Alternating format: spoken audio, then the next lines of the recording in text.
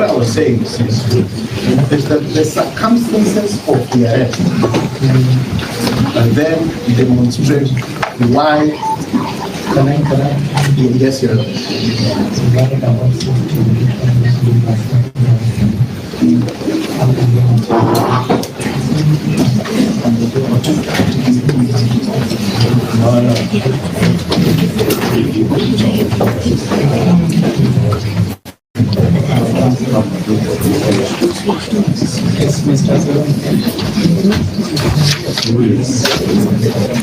Yes, Your Honor.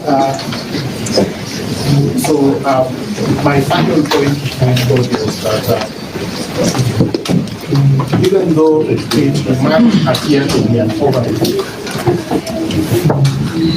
but this court must look at the circumstances of the arrest, and it will be able to understand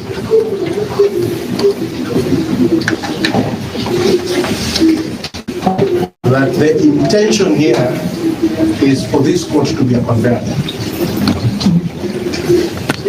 We abducted him, we were unable to.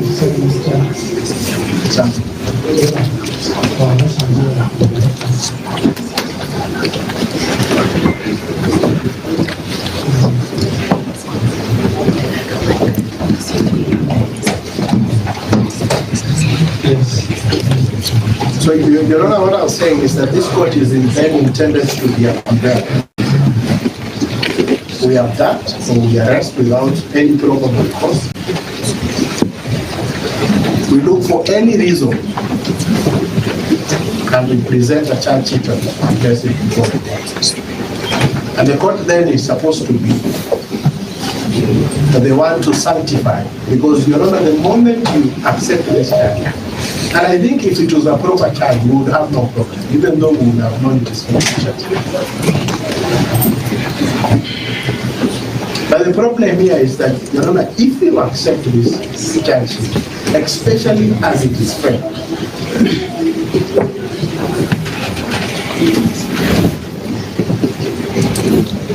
and then even this court will eventually almost be on trial the way our police are on trial. Your Honor, for that reason, I'm noting that Mr.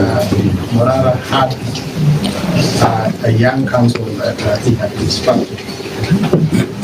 I would ask that you allow Mr. Semonka to just say one more thing, and then I know all of us would want to say something.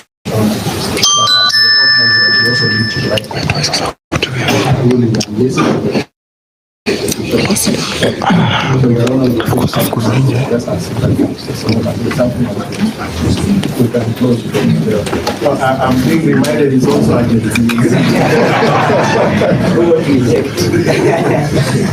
Please, Your Honor, my name is Morara.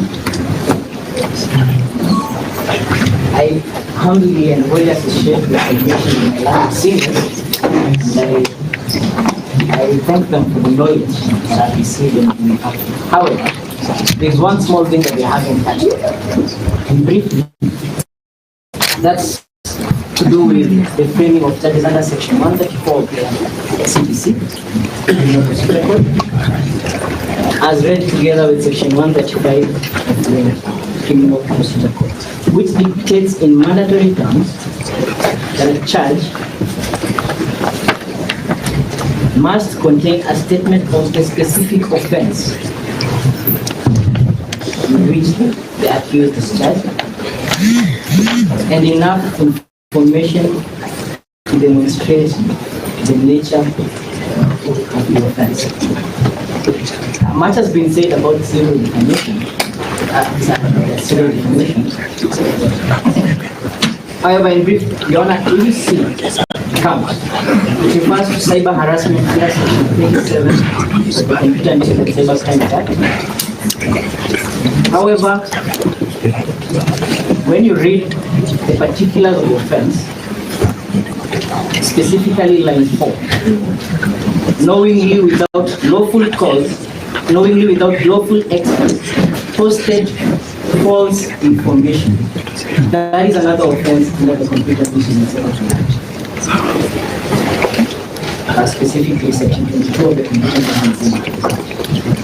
If you go on further on, they repeated the statement false again. And then lastly finished with calculated to tarnish and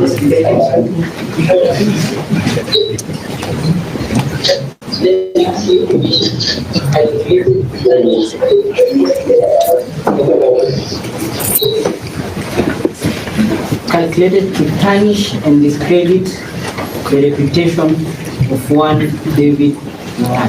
So, Your Honor, in brief, the question is Morara answering to the charge of cyber harassment or to the charge of publishing false information or civil or defamation? Your Honor, in brief, as I associated both my learned senior counsel Eric Thori stated, I was with Morara when he was being arrested. The police refused to grant me access to Article 49, and there are orders that have been given by the High Court that the police ought to respect and ought to follow Article 49 of the Constitution. Some of those orders I personally obtained them from the High Court. Additionally, they did not disclose why they were arresting him or who they were. Some of them were masked.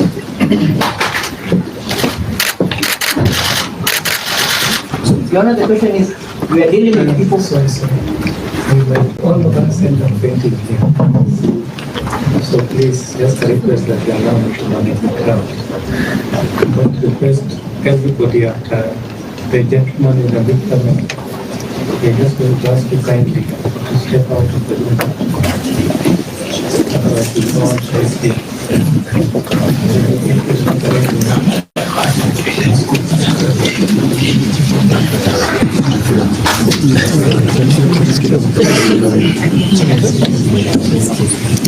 Please, you can listen from outside. We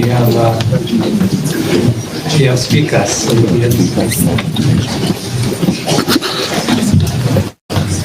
So now, if you have problems with that, we just have to wait. Because head comes first.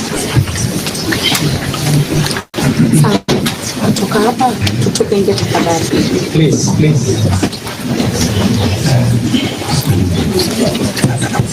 But I want to see you can't speak it. Oh yes, yes, Your Honor. So because you can get so many of us are sweating. You can get the smell of sweat. But it's really loud.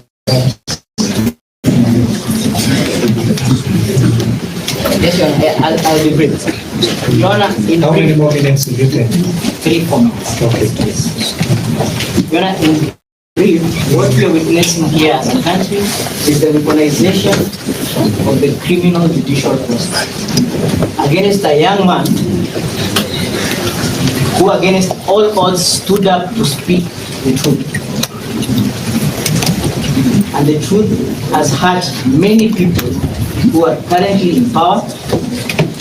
That truth has altered the status quo. Sorry, you're not a witness. You are yet to take please. But in brief, Your Honor, history is being made, and I invite this honorable court to stand on the right side of history by quashing these charges and releasing the accused person on personal bond. He is a young person, he is a young person. To release, to free him from this charge.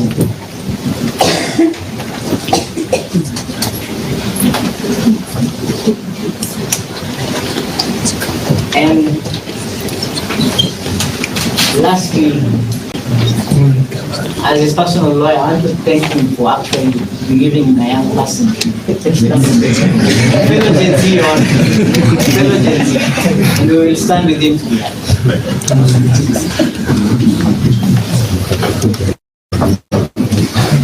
May the court afford exactly 1.5 minutes. My name is Chiel Bradley.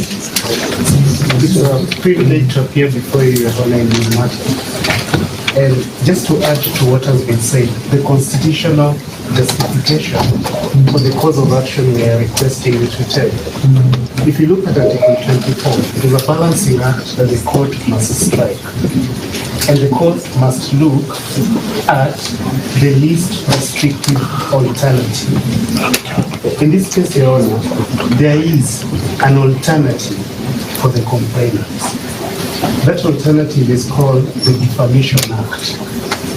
It's sufficient to address any reputational damages. And so there will be justice for the complainant, whichever, if you make the decision we are requesting you to make. And the other one is in Article 23A. That article obligates this court to adopt Article 20 Subarticle 3A. You know, this court cannot interpret the Constitution. That jurisdiction belongs to the High Court. However, this court, as a constitutional organ, must apply the Constitution. And when you look at Article 23A, it requires this court and all tribunals to adopt the interpretation that most favors the enjoyment of rights. In this case, Morara's right to freedom of speech, especially on the issues he's speaking about. So, Your Honor, there's sufficient legal basis for you to find that this charge does not disclose a criminal case, and that the remedy, alternative remedy of defamation is sufficient. Thank you so much. Your Honor, perhaps before the prosecution responds. Just a minute, Mr.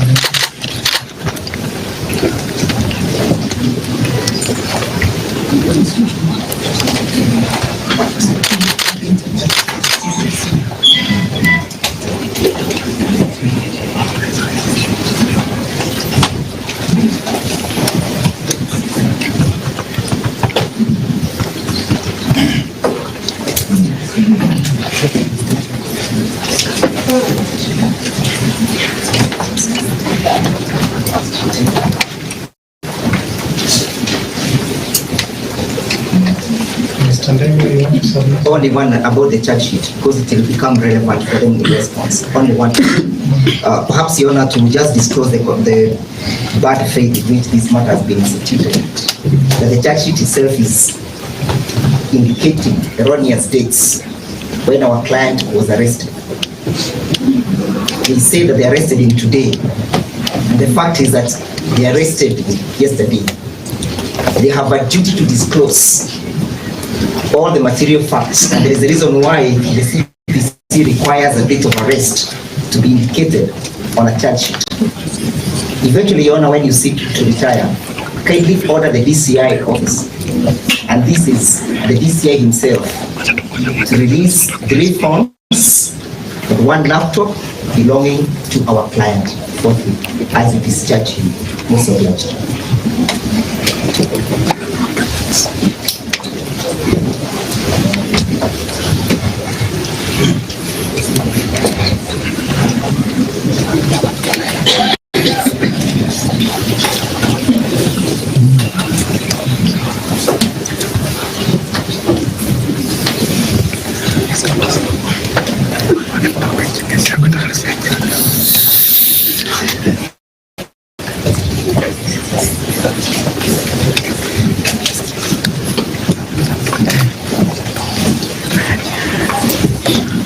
Even though we just have a brief response, maybe it will just start off it's the first time I'm seeing Mr. Ndegwanjiru very calm. So it is unlike him. Your Honor, just in brief response, in terms of arrest, it is true the accused person was arrested yesterday and has been produced in court within the required time limit. Your name for the Undimu.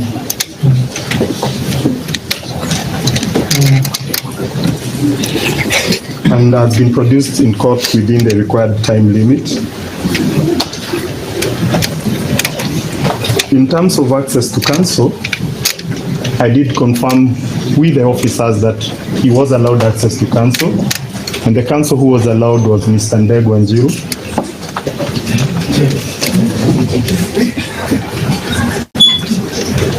And in fact, Mr. Ndegwa Njiru did appear at our office today morning. And we confirmed that the charge sheet will be brought.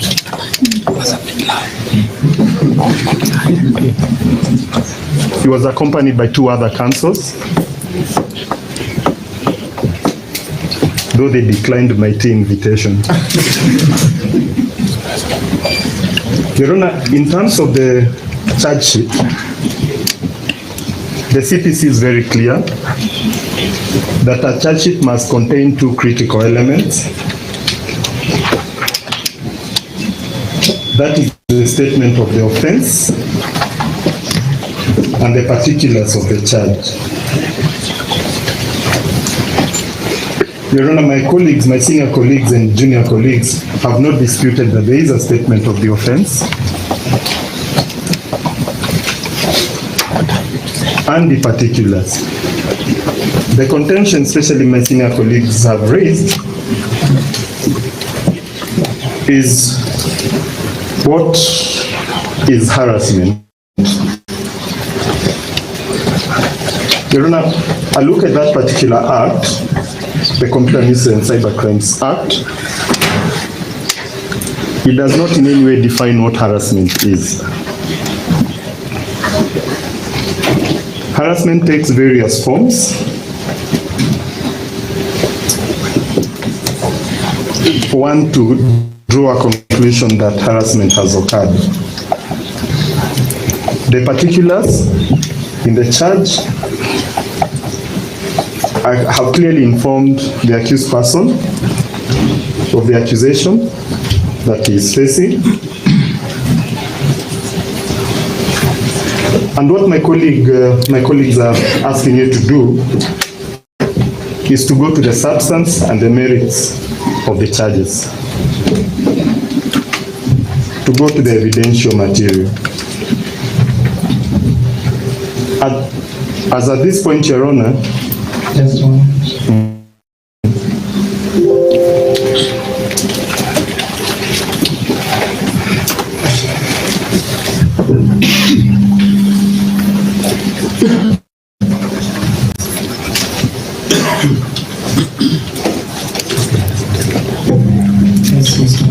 as at this point, what court ought to consider that the particulars of the charge have sufficiently informed the accused person of the accusation against him, which in our humble view are sufficient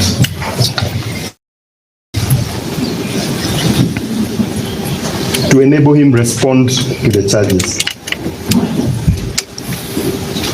To delve into other issues, Your Honor, would be going to the merits and demerits of the particular matter. I do understand the constitutional issue that have been raised by my senior colleagues. And those issues cannot be raised as at this point. The only purpose we are here for today is purposes of the charge sheet, whether it has statement of the offense and the particulars of the offense and other considerations. Refer this court to section 137 of the CPC.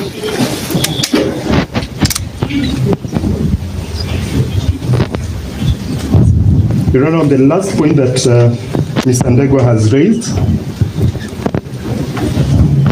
on the issue of the 3 phones and 1 laptop, I undertake to follow up the issue with the investigating officer to find out if they are interested in the material or the same should be released to the accused person,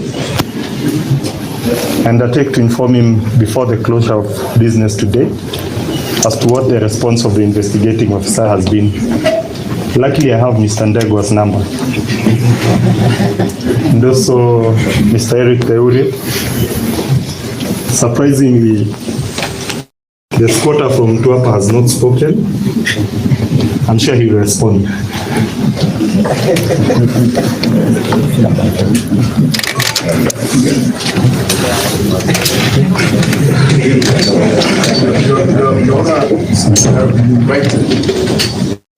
My colleague from the DPP, let the record reflect that my name is Morara, alongside with Kenya Vice President.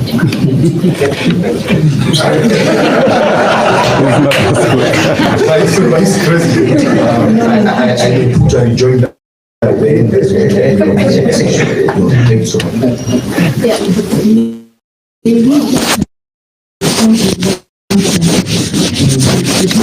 We only respond to the issue of the charge sheet. The other issue are more constrained, as at this point this court only ought to consider whether the statement of the offense meets the legal criteria and whether the particulars of the offense have contained sufficient details. And I've gone to the issue of the harassment. Martha Karua, SC, leading the defense team. Just to remind the court that our plea is that the charge be dismissed or rejected as defective under 89.5 of the CPC. Our submissions by the various point to that direction in adequate words.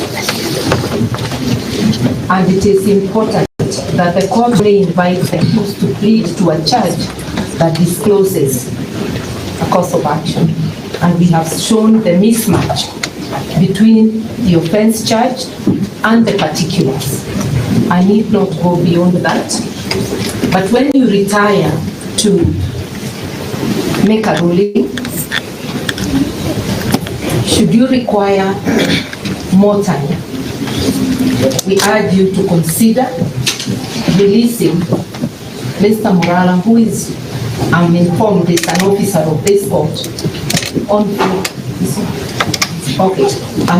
a personal board. He is, I'm informed he's not an officer of the court, but he is a person who is well known, has a fixed abode in town, and he is not a flight risk.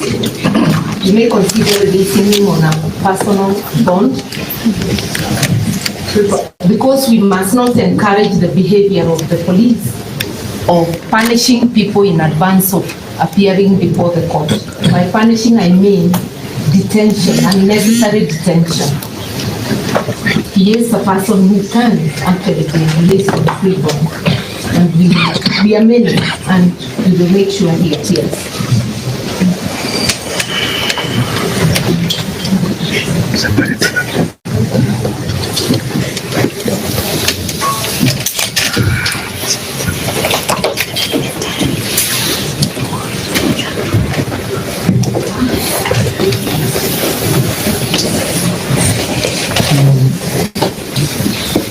I think that should bring it to a close.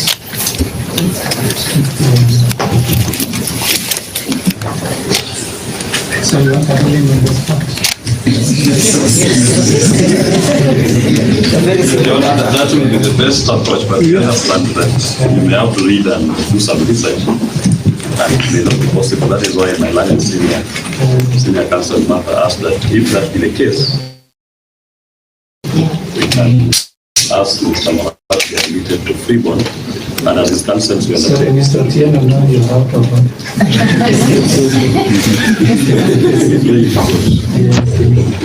The environment is not conducive. I think I should release it down. Yes. The best way to do that is to preserve the ruling. We still come tomorrow.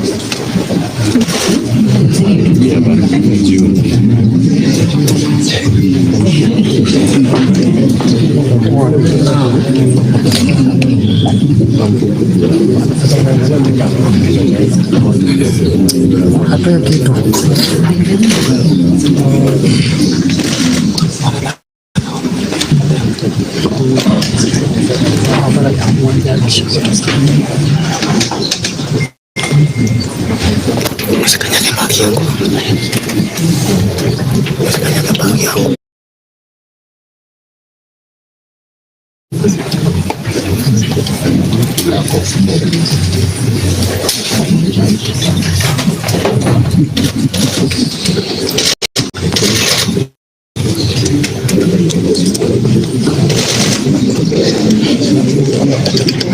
Senior counsel, what has your plan to do? Or what terms would you consider appropriate? He is a businessman and he is a very well-known, active and engaged citizen. And he's also a lawyer waiting to be admitted. I actually thought he was already admitted. That's why I'm saying officer. So he can afford cash bail of 1 million.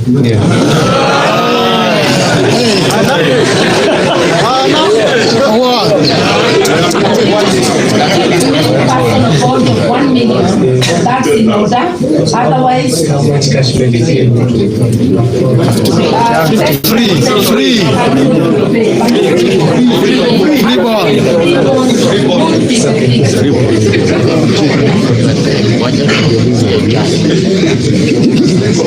free bond of 1 million.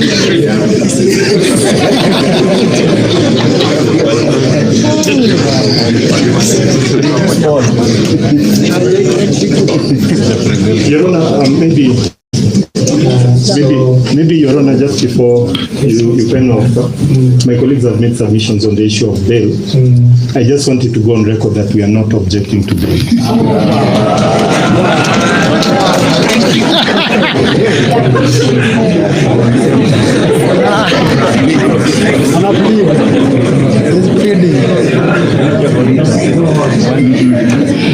Maybe on condition that my Vice President ensures that he reports to the investigating officer whenever he is required.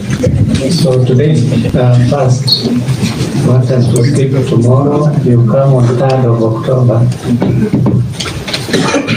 Sorry, no, 3rd of October. You come tomorrow at 2. 2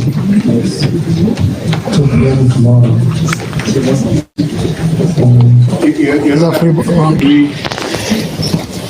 Yes. Is that Thursday? Tomorrow is Wednesday. Oh, okay. Your Honor is proposing Thursday, the 3rd or tomorrow, the 2nd? Morning. Sorry, the 3rd of October. Could we go to 4? Could we go to 4 that will give you enough time? In the morning. See, I'm already confused.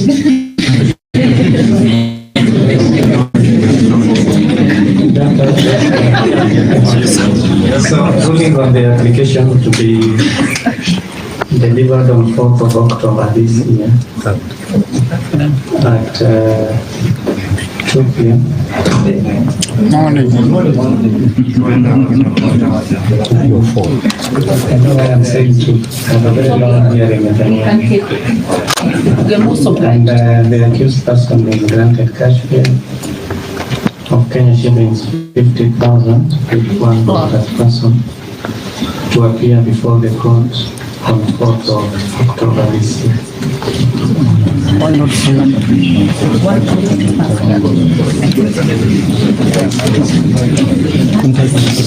Contact just comes May I just take this opportunity on behalf of all the advocates to thank the court for the indulgence. Of course, I must recognize that my good friend Mr. Ndimu, although he's slipped into town and has not yet performed the usual rituals for us to welcome him into the room, has behaved as graciously as he always has. We understand that they are operating under very difficult circumstances. But Your Honor, we want to just say thank you for the indulgence and we'll see you on Thursday. Thank you. We are still here, so if you feel like we now please do so peacefully.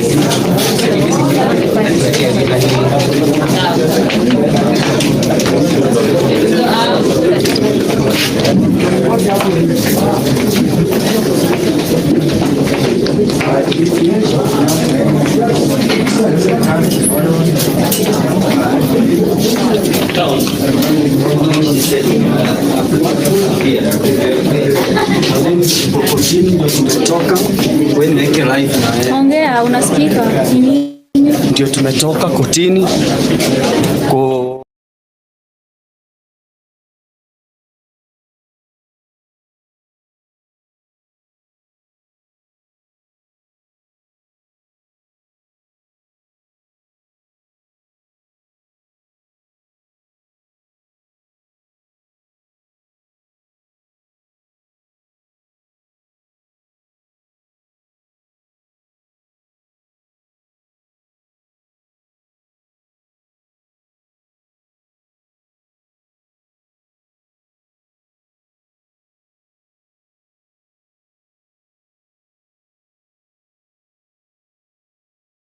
The bail right now, and Morara is going to be out.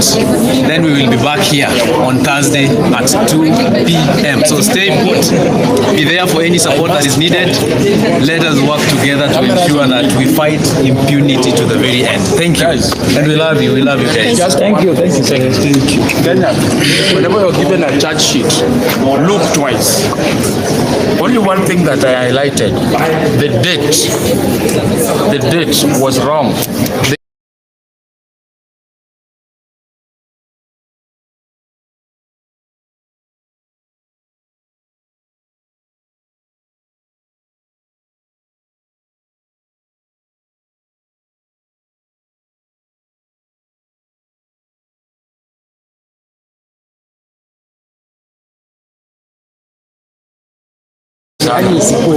Isikuwe tu madharau, lakini it has been thrown out, so he will be here in is the one we are waiting for. Okay, but also for the comrades who have come to stand in solidarity with the Morara Kebaso, we are for you. We stand with you. Viva! We stand for Morara because he is our choice. He speaks on behalf of many people in this country, Kenya. We are going to sue this court. Yes, because it has not observed the hygiene. There is the disposal of waste, matter, water, soapy water, and plastics within the corridors of the courts. even toilets. Broken windows everywhere, endangering our lives, the lives of the lawyers and the judges. So we are going to sue this court as well because of not observing environmental hygiene. So let the guys remain vigilant. Remain vigilant. It is not over until it is over. We are on a mission. 2027 ama kesho kutwa. Biashara viva, vijana viva. That's what we stand for. Nataka kushukuru majenzi na milino na Wakenya wote kwa kusimama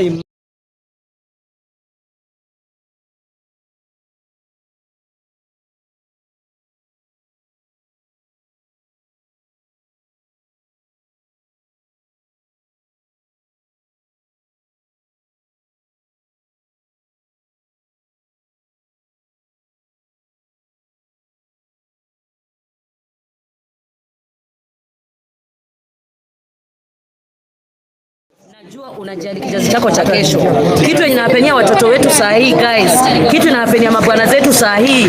Wanawake wote msimame. Wanawake wote wenye mmejitokeza, mimi nawapatia mkono. Wanawake wote msimame. Tuendelee kushikana kama ile kitu. Tushikane wote tutoke. Watoto wetu are not safe guys. Bruce is our brother. They are not safe. Morara is our brother. Morara is someone's husband. Ni baba ya mtu. Wanawake wote endeleeni kujitokeza. Mimi nitakuwa najitokeza, wanawake tushikane, tutoke nje tukuje kwa barabara. Tutetee haki zetu. Tutetee watoto wetu kwa mambo yote yenye yanafanyika guys. Thank you very much na mbarikiwe. Asante sana. Ninaposimama hapa naongea kwa ajili ya maisha, na ndipo unaona unashikwa Mombasa hati na ngavana anakushika, wewe unashikwa ni watu hati unafunguliwa mbuti, unaangaliwa nyuma na wewe ni mwanaume, na ni wanaume wenzako wanakuangalia.